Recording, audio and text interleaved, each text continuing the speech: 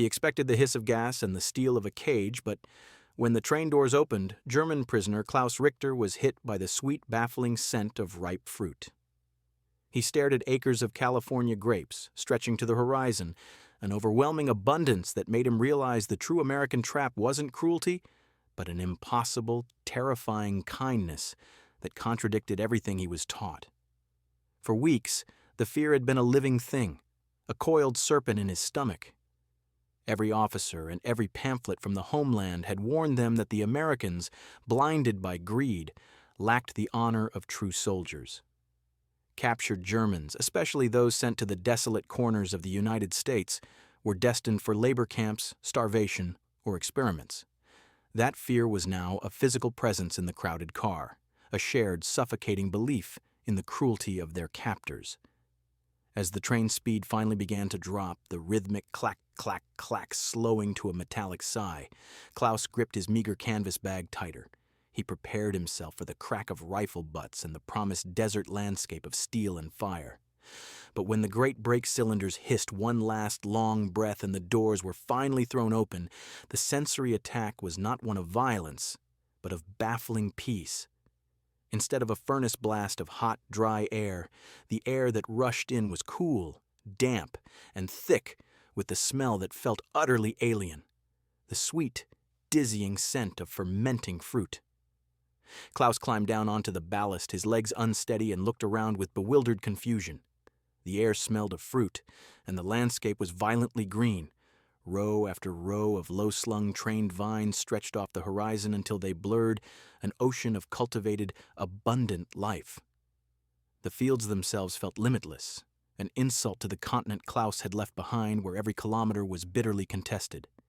He noticed the earth was not barren desert, but dark, loamy soil, thriving under the intense California sun. The heat, though intense, lacked the dusty, abrasive quality of true desert, suggesting a profound, managed fertility. The American soldiers present wore standard khaki, but their movements were slow and unhurried. They leaned on their rifles, observing the stunned prisoners with a distant, almost casual professionalism. Klaus noted the lack of any obvious fortified walls, only low fences, easily scaled.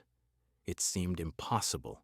He was witnessing a vision of pastoral wealth that contradicted every grim, factory-focused lie the Reich had ever printed about America. The foreman, Mr. Rossi, a civilian wearing heavy boots and a wide-brimmed hat, clapped his hands together once. "Welcome to the San Joaquin Valley," Mr. Rossi said, his voice booming but friendly. "Camp number 33. We got a job for you boys, and it's starting with dinner." The sheer scale of the green, growing life was almost insulting to men who had just left a land of ashes and rationing. The fear was still there, a knot in his chest, but it had begun to transform into something else, an agonizing suspicion. The man who introduced himself as Mr. Rossi had a laugh that boomed across the vineyard, a deep, rolling sound that seemed ridiculously out of place next to 2,000 terrified German prisoners. He wasn't a military officer, he was the camp foreman, and his authority came not from a uniform but from the logistical clipboard tucked under his arm. To Klaus Richter, who had only ever known authority expressed through rigid rank and shouting, this civilian's manner was the first profound shock. He possessed a folksy confidence that felt more like land ownership than military rank. He was a man accustomed to command through example, not fear. Mr. Rossi didn't bark commands, he outlined a schedule. He spoke less about punishment and more about efficiency. "We're losing the crop, boys," he explained, sweeping a hand toward the endless green rows. "This valley is going to feed half of the war effort, and we don't have enough hands to pull it off. You work hard, you eat well. Simple logistics." Klaus, a former logistics clerk himself, found the practicality of this argument far more unsettling than any threat. The American system seemed based not on hatred, but on cold, confident self-interest. The German propaganda had focused on American degeneracy. Here was a calculated, rational decency that was far more unnerving. It suggested the Americans didn't even need to hate their prisoners to win. The barracks were rows of newly built clean wooden structures equipped with canvas cots and thin but fresh blankets. The most striking detail was the cleanliness. The floors were swept, and the windows, though small, were uncracked. To men who had spent years in filthy trenches and overcrowded transport ships, this attention to hygiene felt like an impossible luxury, one that heightened their suspicion. Why would the enemy waste resources on prisoner comfort? The answer, as they would soon deduce, was also logistical. A clean, healthy prisoner is a compliant and productive worker, requiring fewer medical resources and maintaining higher morale. The mess hall served a dinner that night that defied every whispered warning from the homeland: thick soup, fresh bread, butter, and a generous portion of cooked meat. Every man received 3,200 calories per the precise guidelines laid out by the 1929 Geneva Convention. Klaus could not eat. He stared at the food, certain this was the final, refined torment. The prisoner spoke in hushed whispers about the quality of the bread, which was softer and finer than anything they had seen in years. The meat was beef, not the thin horse meat sausages they were accustomed to. The sheer quantity of butter and sugar, items that had been rationed to oblivion back in Germany, was overwhelming. The internal tension in the mess hall was palpable, men arguing in low voices, whether this was merely a honeymoon period before the true misery began, or if the food was intentionally laced with something that would slowly incapacitate them. Klaus noticed that the American guards themselves ate the same food in an adjoining room, a small detail that further complicated his ingrained suspicion. The shocking truth was that the enemy was feeding him better than his own army ever had. This quiet dignity was the most potent weapon against the German narrative of a barbaric enemy. The true prison was not the fence, but the internal struggle, the overwhelming need to believe in the familiar narrative of cruelty clashing with the undeniable daily reality of decent treatment. Mr. Rossi, spotting Klaus looking at the far-off mountains one afternoon, offered a lazy, almost humorous observation. "Those mountains? That's God's barbed wire. Don't waste your energy." The true trap was waiting. He just couldn't figure out where it was hidden in all this bewildering, terrifying abundance. If this story of strange historical contrast has captured your attention, please subscribe to see how this unbelievable moment in history unfolds. The air in the San Joaquin Valley was not just warm, it was heavy with ripeness, a sweet, thick perfume that seemed to underscore the impossible scale of their surroundings.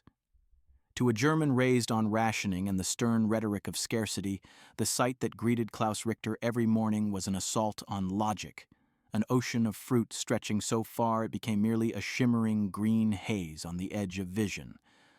The vineyard was a testimony to American industrial agriculture, a system of production that Klaus's former life as a logistics clerk had never prepared him for. He understood supply lines, fuel shortages, and the calculation of minimum sustenance, but this was excess as a geometric equation. The rows of vines were perfectly uniform, managed by complex hidden irrigation systems that drew water from distant reservoirs, turning what should have been dry desert into a miraculous, endless source of grapes. The sheer manpower required was staggering. They saw specialized machinery, loud, efficient tractors, and complicated harvesting equipment that they had only seen in grainy, outdated film reels back in Germany. The power of the American industrial machine was not just in bombs, it was in its unparalleled capacity to produce and sustain life. Klaus and his work group, still moving with the tense, efficient anxiety of men who expected to be driven by whips, spent their days among the vines. The continuous low drone of the irrigation pumps provided the soundtrack to their labor, a relentless reminder of the technological advantage they faced. The work was demanding, causing muscles to ache in ways military duty never had, but the exhaustion felt honest, not punitive. For every crate they filled, there seemed to be 10 more bunches waiting, plump and ready to burst. The men worked in a strange, kind of overwhelmed silence. Back home, a crop of this size would feed a regiment for a year. Here, it was merely one field in a valley that held dozens. The physical reality of the vineyard became a daily grinding psychological pressure, forcing them to question every belief about wartime economy. The sheer, overwhelming scale of the operation was what fueled the prisoners' suspicion. They calculated the total tonnage, mentally converting the output into imaginary German military rations. The result was astronomical, suggesting a nation with resources so deep that the war was, for them, merely a managerial challenge. They debated the economic philosophy of the American farmer. One comrade, Franz, insisted it was simple capitalist greed. They grew too much and thus undervalued their own output. Klaus, the clerk, countered that it was strategic, a deliberate use of abundance as psychological artillery. Why waste so much resources on a crop, if not for a deeper purpose? The ripening fruit at the bottom of the bunches was often left behind, destined to become compost or feed for local animals, simply because there were not enough hours in the day to pick it all before it passed its prime. This casual disregard for such a valuable commodity was deeply disturbing.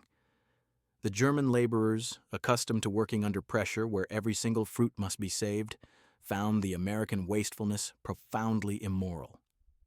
They noted how the civilian workers, mostly older men and some teenagers, treated their labor with a curious blend of efficiency and casualness, singing, joking, and stopping whenever the heat became too intense.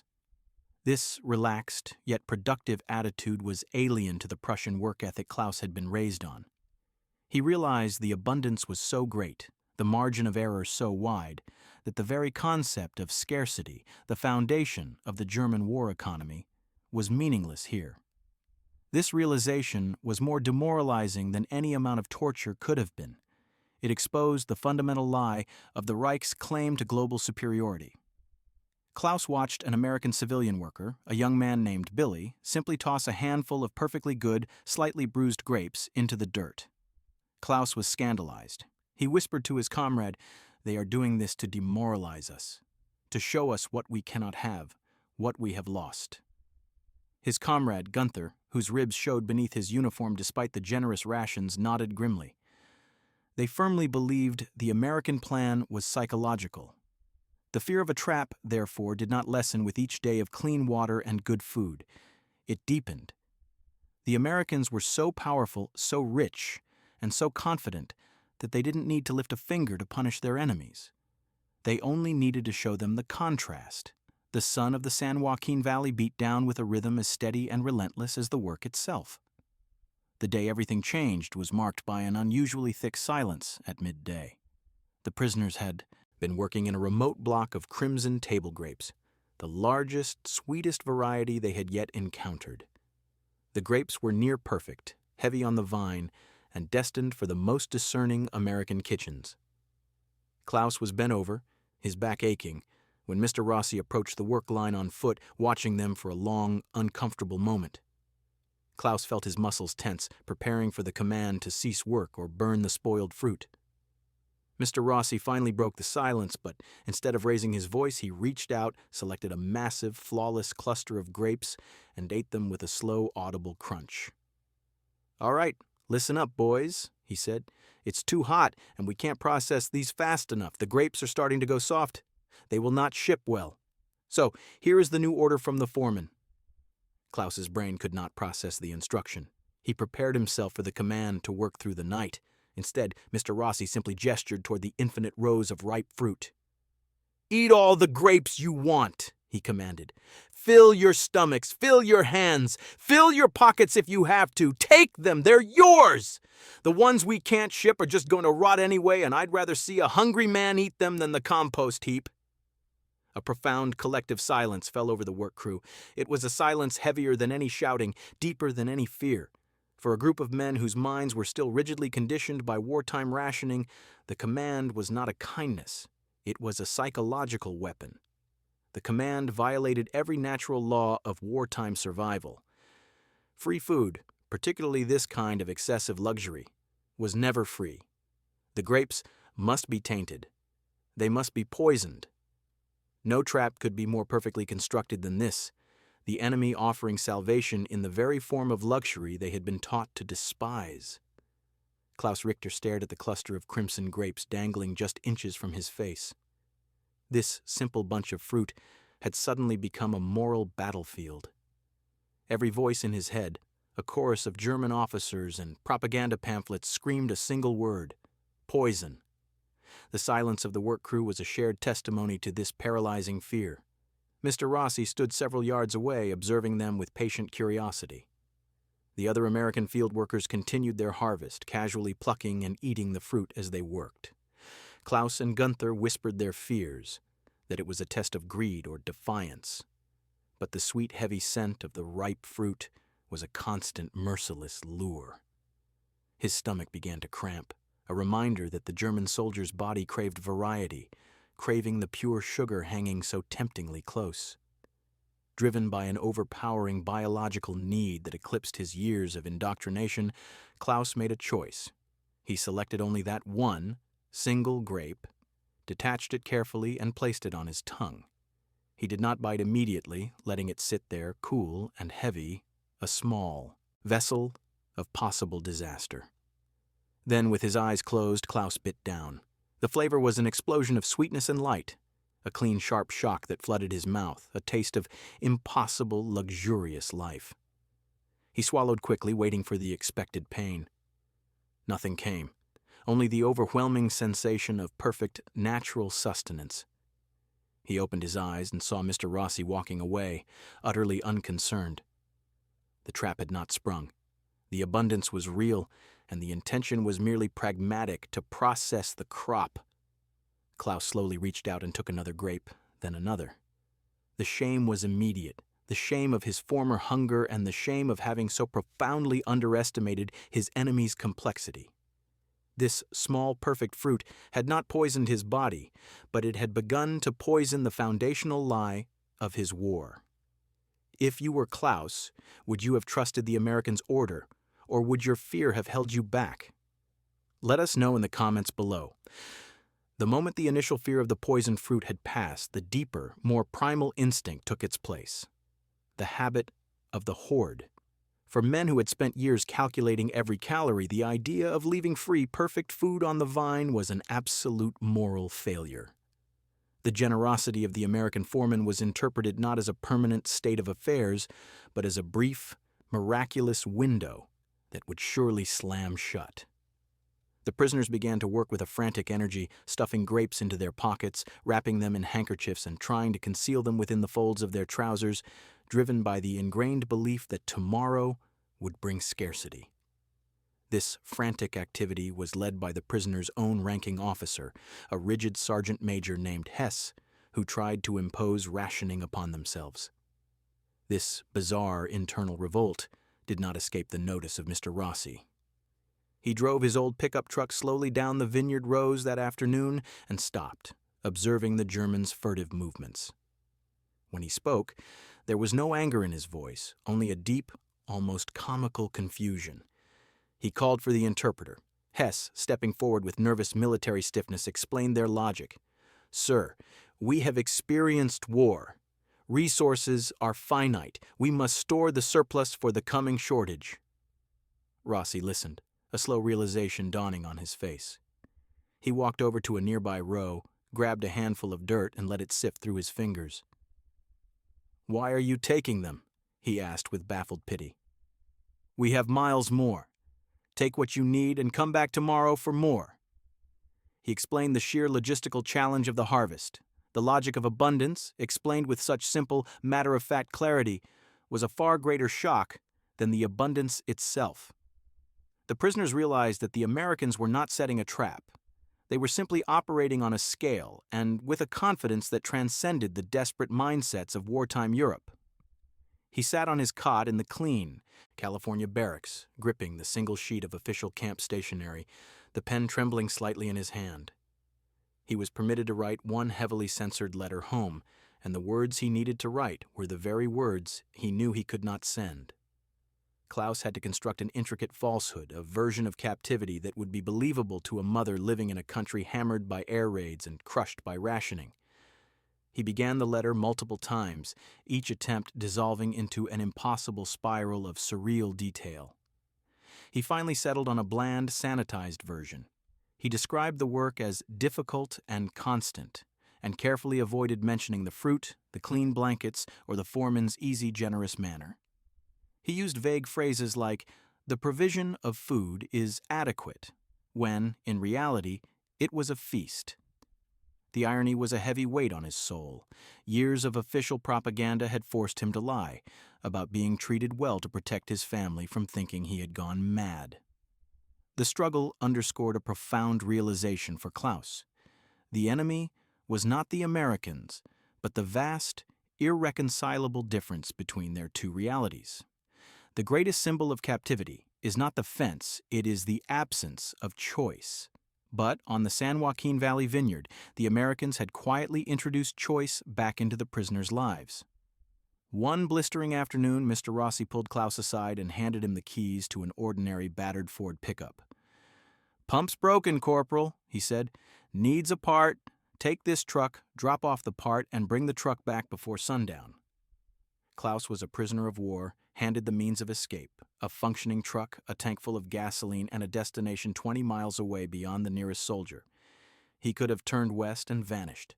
The temptation was a physical ache in his hands. He imagined the headlines back home if he succeeded, a small, futile victory for the Reich.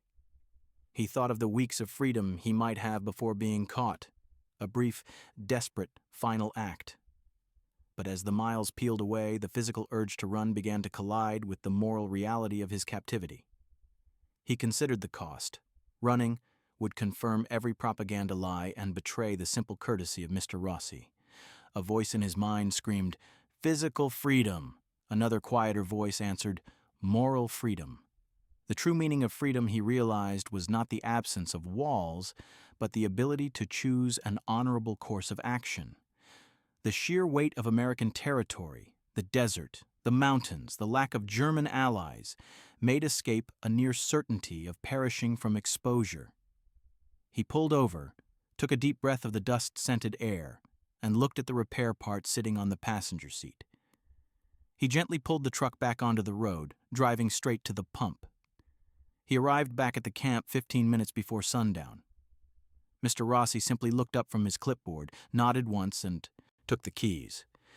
Klaus Richter had passed the test, but the only person who truly understood the gravity of that moment was himself.